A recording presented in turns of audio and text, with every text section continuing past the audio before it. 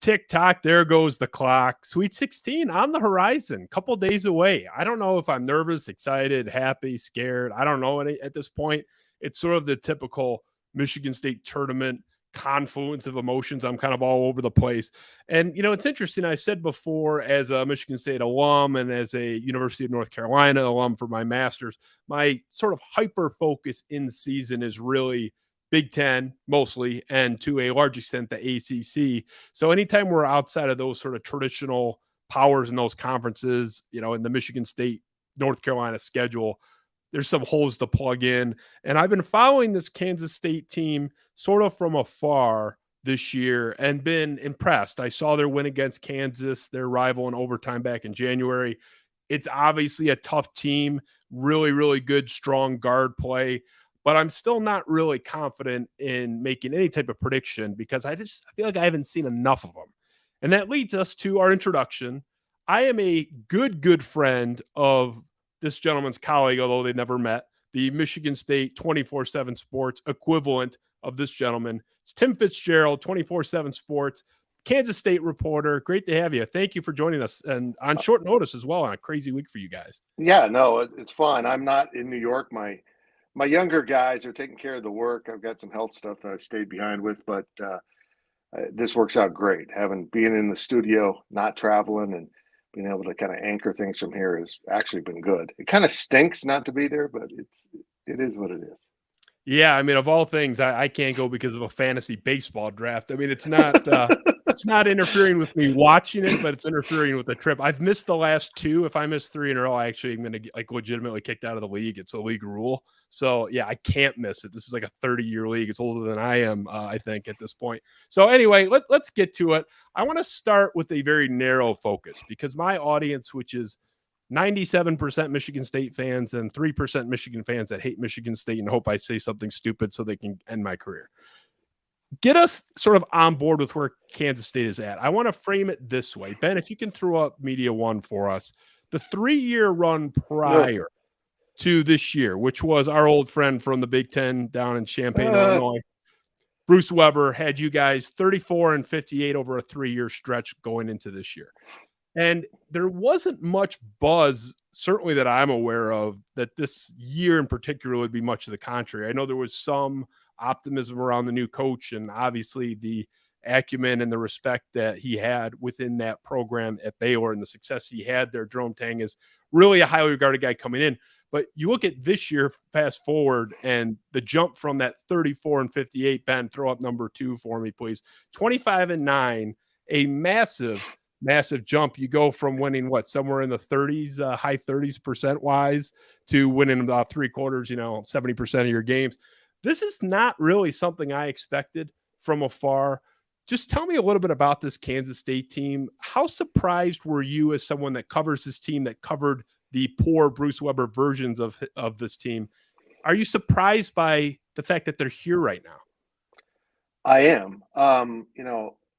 Looking back, those last 3 years of Bruce Weber were just awful. It was the 3 worst years in a row in K-State history. And in fact, the 2 first seasons of those 3, last season wasn't awful. They were around 500. The other 2 were unwatchable. They were literally the worst back-to-back seasons in the entire history of this basketball program. And yet he got a 3rd season. Thank you, pandemic. And it was just pitiful product. It was awful to watch. He did the same thing apparently at Illinois. He did at K-State. He gaslit the fans as he went out the door and blamed them for all of his troubles. So this program was at a low. This program was in big trouble. And the guy they went after was the alum, friend of mine, Brad Underwood. They made a really good run at him and just weren't able to kind of pay what he wanted.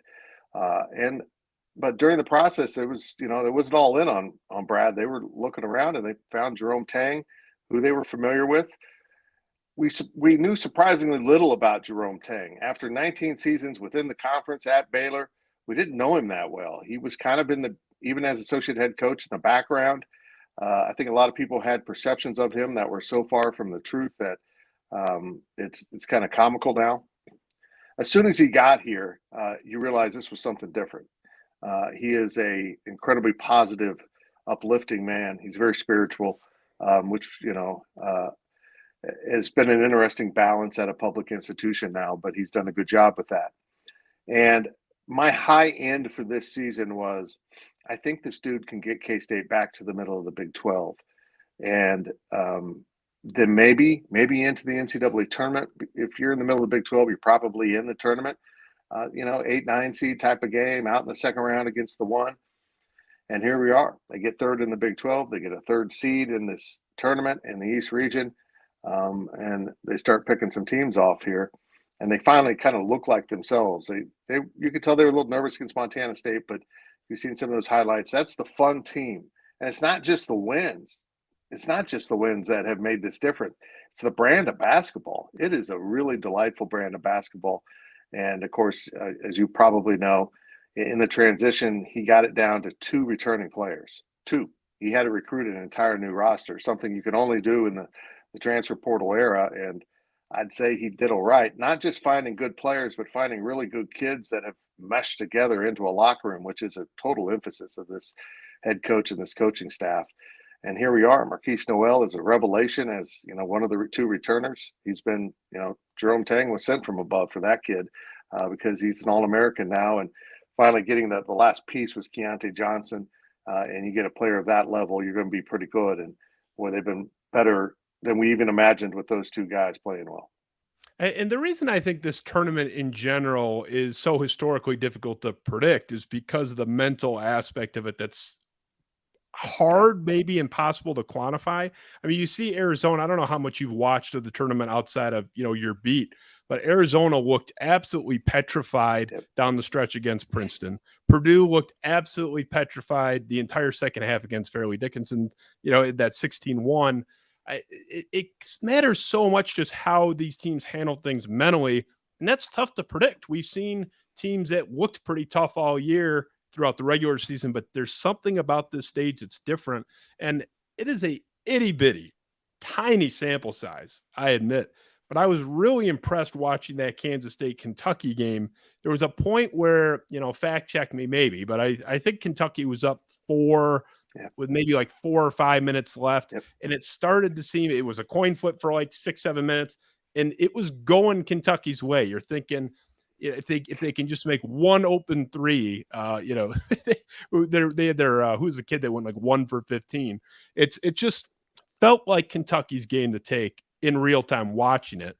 And Kansas State was the tougher team down the stretch. We've seen teams repeatedly. Arizona folded like a tent. Purdue folded like a tent. Kansas State punched back. Kansas State had no fear in that situation, and they D'd up. They got the stops they needed, and then Noel is just otherworldly. Does this seem like a tough team to you, or is that just me parachuting in and they looked really good for 5 minutes? No, they've had those kind of wins. I mean, they won at Texas. They won an NBA game at Texas. They won 116 to 103 or something. And Texas just kept coming back at them. Texas is really good. And Kansas State just kept answering. They won at Baylor early in this journey, which is never easy to do. And then they kind of went into a lull. But you're right, this tournament's different. And this team was anxious to see other programs than Big 12 programs. This conference from top to bottom has just been hyper competitive. The results in the NCAA tournament can make us question how good overall it was. But from a competitive standpoint, it was brutal. I mean, Oklahoma gets last in the Big 12 and beat Alabama by 24 points in January. I mean, that's just the kind of night in, night out fury you're facing in this conference. I've never seen it like this. Usually there's 1 or 2 teams. And in fact, the last few years has been Kansas State. You can count on to catch a win, and that just wasn't true. In fact, K-State lost back-to-back at Texas Tech and at Oklahoma, and we thought everything was coming apart in February, and here they are. They are a tough team. Marquis Noel is a bulldog. He really is. Hard over height is his motto, and he plays that way, and he played that way against Kentucky. I don't know if you've seen the photo from Getty Images. It's been all over K-State Twitter. In fact, I did one of my daily delivery videos about it, but he he drove to the basket during the game and bodied up Sheboy of all people and had a little lay-in. Ball came through the net and it just dropped in his hands and he just kind of slammed it on the floor. Didn't spike it. He just assertively put it on the ground. And the Kentucky players are standing around looking at him like, where's the technical or something. That photo defines really how this game was played. K-State was trying to make plays, was determined, and Kentucky kept looking for calls. It's kind of a Jerome Tang thing. This team is built for this. We'll see if they can replicate some of those results against a much better basketball coach. A basketball coach that is going to go back and look at those troubles that the Big 12 defenses gave K-State for a while and replicate that on Thursday evening in New York City, and that'll be a big challenge. You got to get Marquis Noel off center, and if you can knock him away from his comfort zone, he can get a little frustrated, and that all of a sudden that determination manifests itself in something less positive. But Kentucky never could do that; they couldn't figure him out. He reminds me a little bit, and there's differences in the game, but in terms of attitude and stature, Jameer Nelson, if you remember from the St. Joe's, now we're going, his kid is playing now at this point. I think his kid's like in the transfer portal, but from 20-ish years ago, where it's just this undersized dog guy that seems to really run the team and the mood of that team. And he does seem like one of those guys. And I've seen him play, a few times before that Kentucky stretch that I talked about, but he seems like that kind of guy that pulls up and from the parking lot, and it's a dumb shot for 99% of the country, but for him, you kind of feel like it's a pretty good look. And that's a scary guy to play. You mentioned about knocking him off his game. Just looking at the back of the basketball card, he doesn't really have very many bad games. I had to go all the way back to that January 17th game against Kansas, which Kansas State won, to find the last time this guy scored in single digits. He was held to 4. And then you got to go back like another 20 games to find the other time he didn't do it, and he scored 9. So the guy had basically one bad offensive game. Now, I know there were some inefficient games. There were games where he shot 5 of 17 or whatever, but there are games where even Michigan State's best players are close to invisible or 7-8 points. This guy kind of rolls out of bed and is in double figures, it feels like. So isn't that a challenge for Michigan State to get him off his game? I think that's the daunting task for them.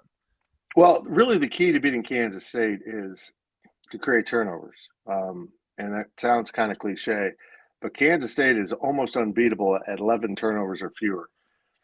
They had 3 to open the second half. If you remember that game with Kentucky, Kentucky opened it up. K-State led at halftime, and Kentucky opened up the game pretty quickly and in the second half. And then K-State just stopped that and stopped turning it over. They ended the game with 8 turnovers. They had 8 turnovers, I don't know, with like 15 minutes left. So they did not turn the ball over.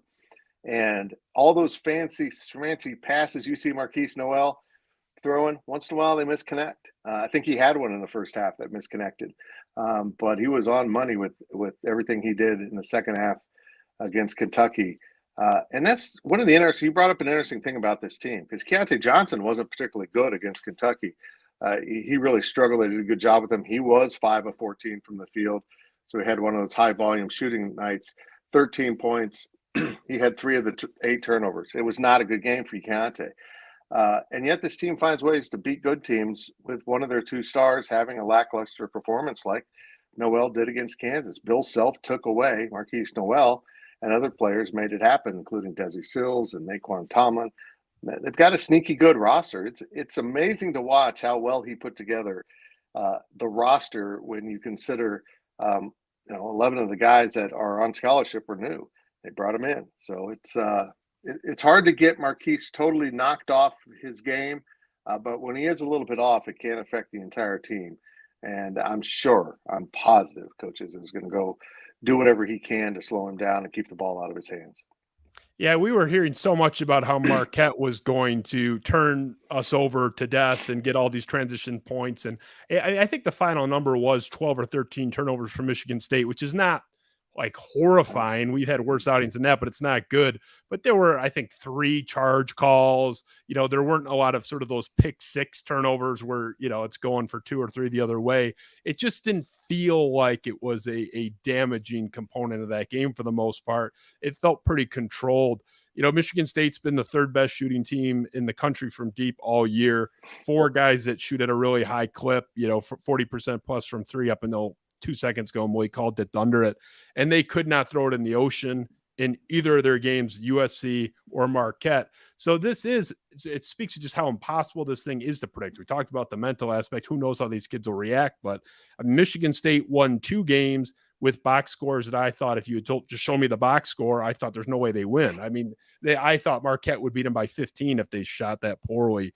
What does a loss look like for Kansas State? What is it beyond just rattling the cage? Is it turning you guys over? Is that sort of the way you'd attack? Is that, I know you mentioned that. Is that really the key to this game? If you look at the end of the game and Kansas State has 6 turnovers, are you guys just dead? What's the look there? Well, the turnover threshold seems to be 11, and this team is capable in going into the 20s. I mean, they are careless with the ball. They do not value possessions in a consistent way. That you have to, that's been their problem. That's why they've got some late season losses. Is they got into a bad span of turning the ball over. They have seemed to rein that in here over the last couple of weeks, which is pretty good timing. They won 4 down the stretch before losing their last regular season game and their Big 12 tournament game. And those were just, 2 teams fighting for a lot more at stake. Let's put it that way. Now, Kansas State, like everyone else in this tournament's got plenty at stake. That I think those tables are even. If you're not locked in and what's at stake here, I don't know what to tell you. So I expect Kansas State to come out with a great deal of energy. But again, sometimes that energy will manifest itself in trying to make too much happen. Try to get into that lane, and when there's nothing there, you force a pass, or you put up a bad shot, and that's another thing. Sometimes Marquis will get into the lane, get himself in the air, and have to throw the ball up at the rim, and it's not a turnover, but it might as well be because it's a defensive rebound going the other way. If K-State stops those turnovers, clamps down on defense, and gets into broken court situations, open court, or off a turnover. This is a really good basketball team. This is a team capable of winning a national championship, but that consistency has not been there all year. We haven't seen it in any prolonged stretch. We saw it, for a period in January when they got ramped up into the Big 12, but over 6 games in 3 weeks in March and April. I'm not sure they have that in them, but if they do, the statue for Jerome Tang will be under construction soon. It's interesting. There's, even within the same program, NCAA tournament runs are not all created equally. Michigan State has been in situations where it's national championship or bust. That's the goal. There's been many years where that's the case. And then you look at like 2008, we end up in the Sweet 16 against Memphis, the great Memphis team. Everybody expected Michigan State to lose. We did, got our doors blown off. Final Four in 2015, we went against Duke. That was a house money. We're just happy to be there. So I'm curious for your take with Kansas State. We talked about the 3 years prior. We talked about how surprising this run has been. It's outpaced any objective expectation. Just from the team perspective, even the fan base perspective, where are you guys? Because I told you there's a couple times where the Michigan State people are as proud of a program as we are, kind of just happy to be there. You've gone so far beyond what anyone expected. Is there some element of, like, this is a great year no matter what, or does this team feel like they really want more? Oh, yeah, it does. You're right in both sentences. I think the Sweet 16 was kind of he's done everything we thought he could do in year one. We dreamed that he could do.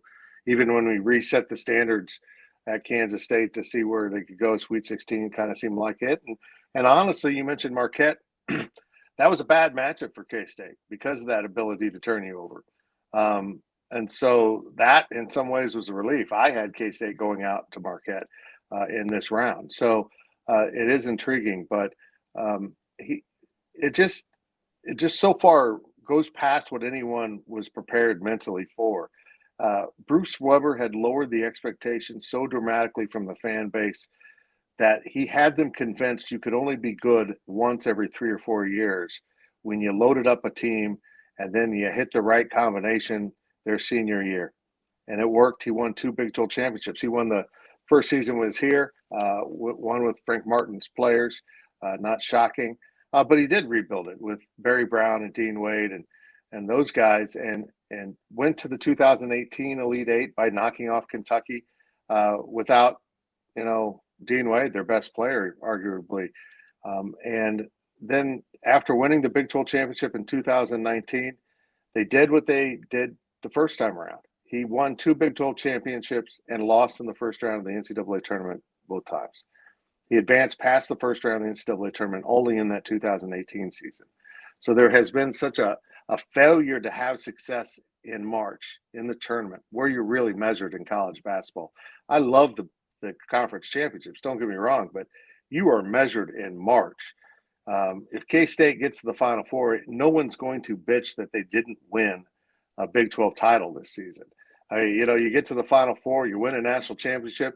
That's all that matters. You could have gotten 5th in your conference. It doesn't matter. So he didn't measure up that way. And Jerome Tang, coming out of Baylor, where they just won 2 years ago, I think they're well prepared. They kind of have the blueprint how to get this done. And if they can just stay locked in, which they seem to be, and not turn that ball over, I think they're going to make a run. But Michigan State, Izzo scares me. He really does. He's there's been a lot of Bill Snyder comparisons to a guy that, does so much with maybe lesser players than what a Kentucky would get, and just maximizes everything he can get out of his roster, and will almost always outcoach the other coach. And we've seen him in the Final Four multiple times as a 5 seed, as a 7 seed. Now he's in the Sweet 16 and favored in the Sweet 16 as a 7. He has the most NCAA tournament wins in the history of the sport as a lower seed. So, I mean, that's certainly the benefit. Yeah, he's unbelievable. It's incredible. And he has a chance to add one more here in a couple of days. I know Michigan State fans are rooting for that. I think, I had Jack McGuire from Barstool Sports on yesterday, and he's a Michigan State hater. He's a UConn guy, so he doesn't really care that much about this game, but he just doesn't like Michigan State because our fans are kind of mean to him. So he's a honorary Kansas State fan, but he and I kind of agreed that the concern, if you're a Kansas State fan or just a Michigan State hater like he is you're coming into this game with Jerome Tang for as wonderful of a year as he's had. You're going against one of the 3 or 4 best tournament coaches of this generation, one of the 10 best ever in any era. I just think if I'm going to war, and I think the teams are pretty evenly matched, the point spread seems to reflect that, doesn't the tie have to go to the Hall of Famer that's been to the 8 Final Fours and has the most wins in this situation of anybody in the history of the sport over the rookie? For as great as Jerome Tang is, this is still his first rodeo. Is that a fair takeaway, do you think? I would love to find out from Vegas on this line how much of it was Izzo. I think, honestly, I think it'd be as much as 4 or 5 points. From a perception of the gamblers, the gamblers are going to look at Michigan State as that exact framing that you just had, and it's legitimate. It's going to be a real test for Jerome Tang and his staff. They've done some pretty neat stuff as a coaching staff, making adjustments and understanding how to beat some pretty good teams. This is a different beast because of the stage upon which they're going to be playing. And there's a whole nother side story for Kansas State that I don't know if it's a huge benefit for the Wildcats or an enormous distraction for the Wildcats, in the fact that Marquis Noel and 3 other players on this team are from New York. And maybe one of the most intriguing players in all of college basketball is Naquan Tomlin, who had a dunk fest against Kentucky. Naquan's from New York, and he didn't play high school basketball. He played on the playgrounds. He had some great issues in high school, never went out for the high school team, went to junior college, and played his first organized basketball game at junior college. As far as I know, he's never played an organized official basketball game in his home city, and he'll be doing that. Is that a good thing, or just like his head's going to explode during the first half? Depends on the kid. It feels like it's got to matter a little bit. I mean, we saw Tum Nairn and throw a tomahawk dunk down in the Bahamas and never dunked before or since. So, yeah, I feel like that stuff matters. Yeah, I mean, you've got them, Ish Masood, both of the returners on this Kansas State roster that live in the Little Apple, Manhattan, Kansas, are from the Big Apple, New York City. And then Tyke Green, the last guy on the player rotation, is also a New York kid, but he, played a few minutes in that other game. They're going to have a contingent of fans there that are kind of built in, which is interesting. They're going to have a lot of locals that have ties to this team, and we'll see.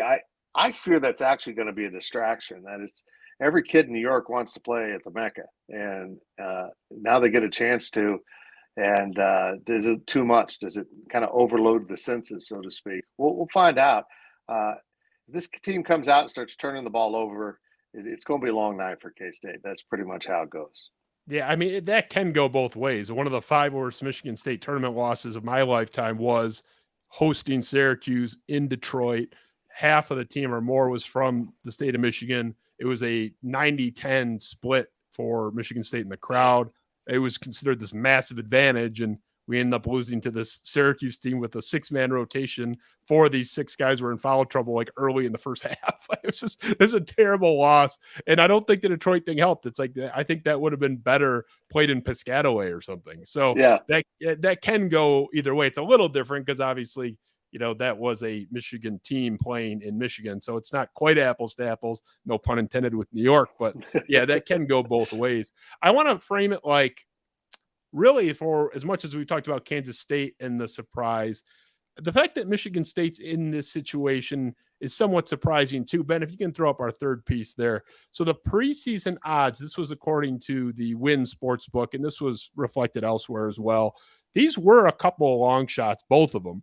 Michigan State was 75-1 to win the national championship. They had something in the neighborhood of 30-some teams with better odds. A couple of them that had equal or better odds: Michigan, Ohio State, Dayton, Illinois.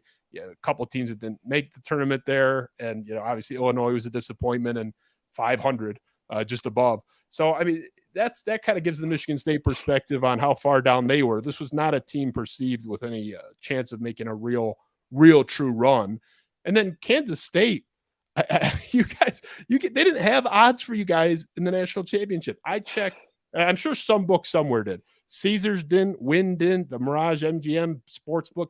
They didn't even offer them because you guys would have been too long of a shots. They gave odds for Iowa, Louisville, St. Louis, Providence, Notre Dame. Like 3 of those teams finished somewhere in the neighborhood of 11-24. I mean, you had payouts of 100-1 for these schools that were just terrible this year. Kansas State was perceived as such a long shot, such an afterthought, that they weren't even offered as a bet at the vast majority of sportsbooks. So it really is kind of shocking that not only is Kansas State one of the last 16 teams here, but they're a 3 seed. They have a very reachable path to the Final Four. I think it puts into some perspective on how wild it is that you guys were perceived as, I don't know, so bad or such a non-threat that they weren't even offering odds. It's like you may as well offer odds to the high school team. Do you think this team has embraced that sort of chip on the shoulder? Nobody saw this coming. That seems like something they've really leaned into on this run. That's a K-State mentality. It's kind of look. I'm going to do one of my videos on this, so let me steal for myself here. Guys like Marquis Noel on the basketball court and Deuce Vaughn on the football field are epitomized Kansas State, the little institution that overcomes those shortcomings and succeeds at a high level. Yeah, being the underdog is the K-State story. And you bring up those odds.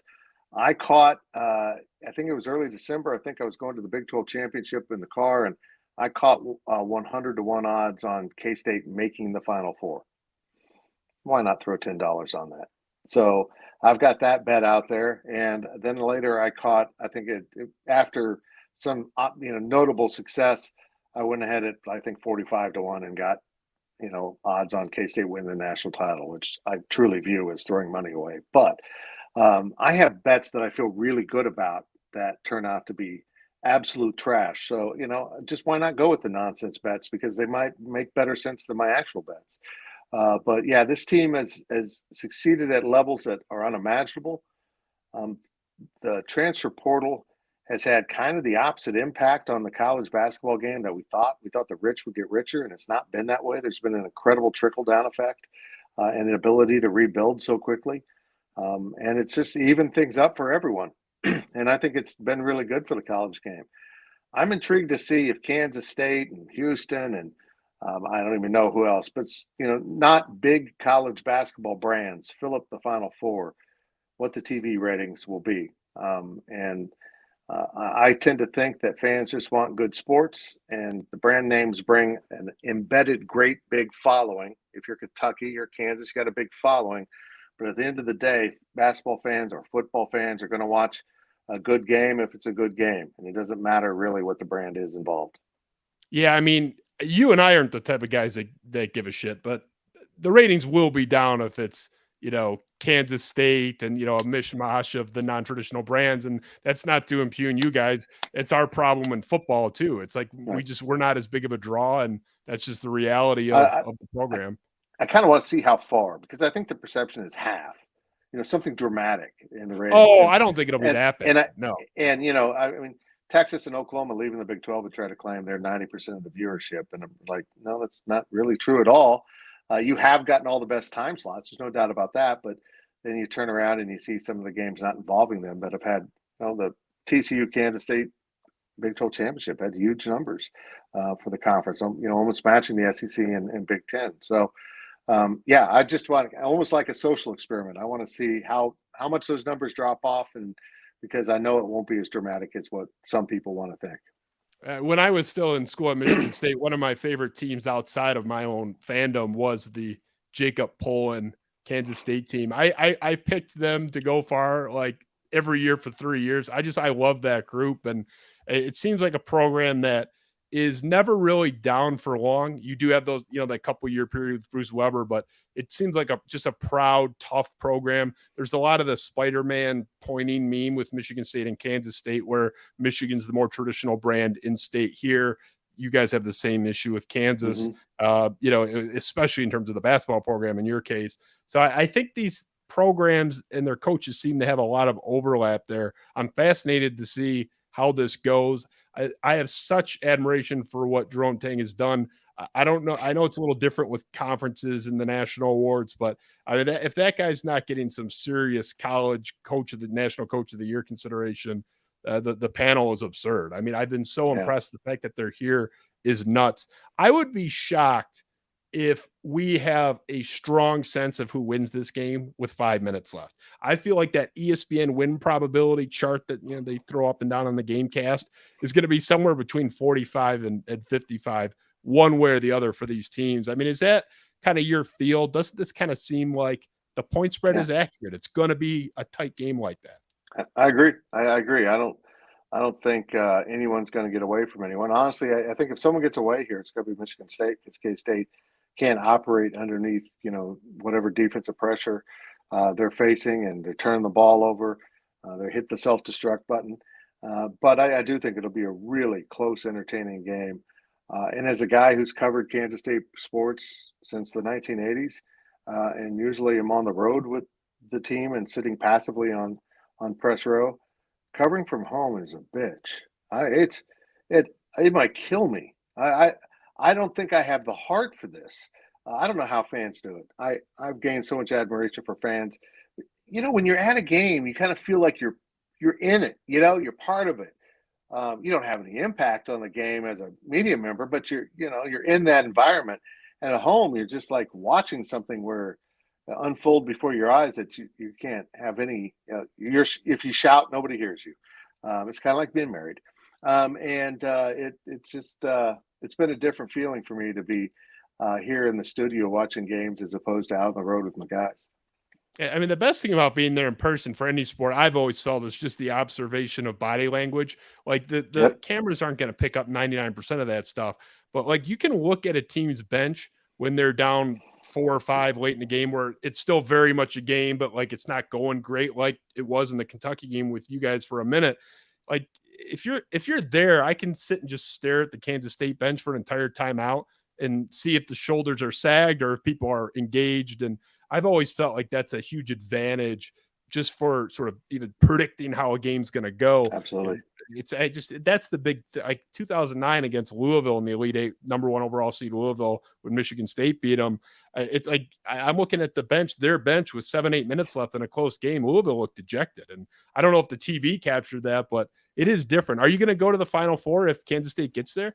Yeah, I think so. I mean, Houston's drivable. It's not a fun drive from here, but it's drivable.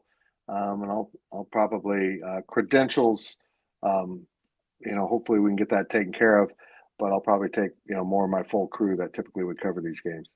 Well, I do sincerely appreciate your time. I know you're probably in high demand and you got a lot to do with this week going on, and I know we're busy as well. And I appreciate all the time you made for us. We'll finish here. Just give me a prediction. I don't care about the number, but who's winning this game, and give me a deficit. I think it's gonna. If K State's going to win this game, I think it's going to follow a lot of the script that the Kentucky game did. They're going to have that closing surge that they had at both ends of both halves, and I think this is going to be a one possession game. Someone's going to be shooting at the buzzer to try to win the game, but I'll take K State by 2 in this one. Yeah, very fair. Very fair. I appreciate it. Tim Fitzgerald, great to have you. And I don't know, maybe we can do a post-mortem after. I'll be more willing to do it if my side wins. If we lose, I'll probably disconnect my phone and not pay my Wi-Fi bill for a couple of weeks. But I'd love to have you back maybe for I'll keep you shorter next time for a post-mortem. And hopefully for Michigan State, it's in the green and a happy day. But either way, it'd be great to chat with you again. Thanks so much. Okay. I appreciate you having me.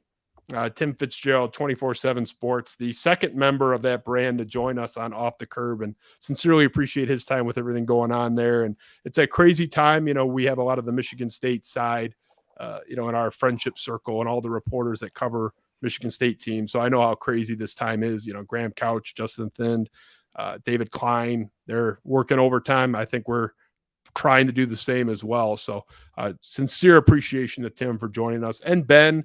Ben, we pitched the show to you like 5 hours ago, and you stepped up as always. So this is Off the Curb. I don't know if I'm going to see you guys again before the game. I am getting into that point where time to button down the hatches and maybe not be seen or heard for a couple of days by friends, family, and audience alike. So we'll see. I'm feeling good, not cocky, but good. I kind of am in the inverse prediction of Tim. I think Michigan State by 2. It's call it lazy. That's what the point spread is. It seems about right. I would be shocked if either team wins this going away. You might get the fake winning going away where, it's 10 points, but it was a 2-point game with 3 minutes left. But it's going to be tight. That's the feeling here. And it's going to come down to one box out, one offensive rebound, one putback. It seems like that kind of game. So I'm ready. Getting there anyway, and I appreciate you guys joining us. A lot of content the past couple of days, and I appreciate you making time for us with all that else that's going on. And I know you have a lot of options out there. So go green again. Thanks to Tim Fitzgerald. No beef with Kansas State, man. Those guys are cool. Off the Curb. See ya.